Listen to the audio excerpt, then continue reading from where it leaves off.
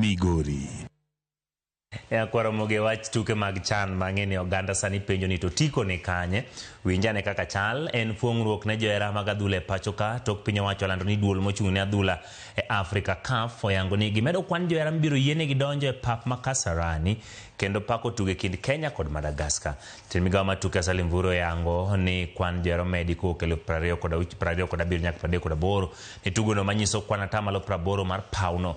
Kwan ne oduok piny e kinde tugo mar Kenya gi Zambia to Kenya ne ketho moko kuom chike mag chan. They have considered favorably the appeal that was put forward by FKF on behalf of Kenya government.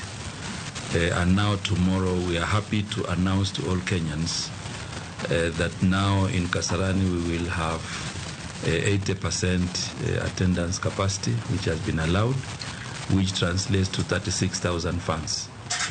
And therefore this is good news to Kenyans, and we want to reiterate that we continue to comply in the game tomorrow. Quarterfinals is a big game, and therefore we urge all Kenyans to continue to comply so that the next time we play 100%, without any problem.